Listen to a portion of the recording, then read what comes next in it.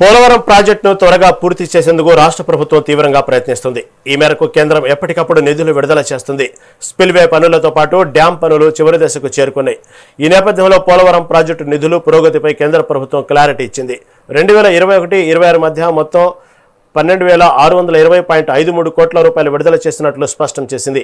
Polavaram phase 1కు సవరించిన అంచనా ప్రకారం 30,436.95 కోట్ల రూపాయలకు అంచనాకు కేంద్ర కేబినెట్ ఆమోదం తెలిపినట్లు పేర్కొంది. పోలవరం ఫేజ్ 1 పూర్తికి మరో ఏడాది గడువు పెంచినట్లు వెల్లడించింది. 17,892 నిర్వాసిత కుటుంబాలను తరలింపు సైతం పూర్తి అయినట్లు స్పష్టం చేసింది. R&R పనులకు 1373.01 కోట్ల రూపాయలు చెల్లించినట్లు కేంద్ర ప్రభుత్వం తెలిపింది.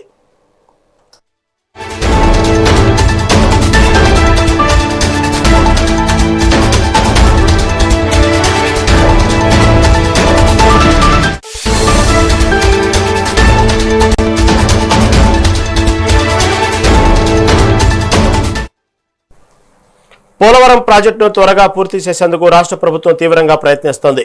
ఈ మేరకు కేంద్రం ఎప్పటికప్పుడు నిధులు విడుదల చేస్తుంది. స్పిల్వే పనులతో పాటు డ్యాం పనులు చివరి దశకు చేరుకున్నాయి.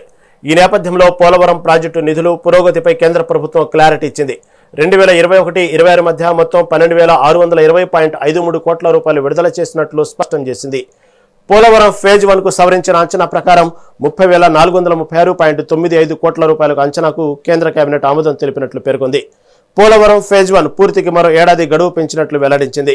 17,892 నిర్వాసిత కుటుంబాలను తరలింపు సైతం పూర్తి అయినట్లు స్పష్టం చేసింది. R&R పనులకు 1373.01 కోట్ల రూపాయలు చెల్లించినట్లు కేంద్ర ప్రభుత్వం తెలిపింది.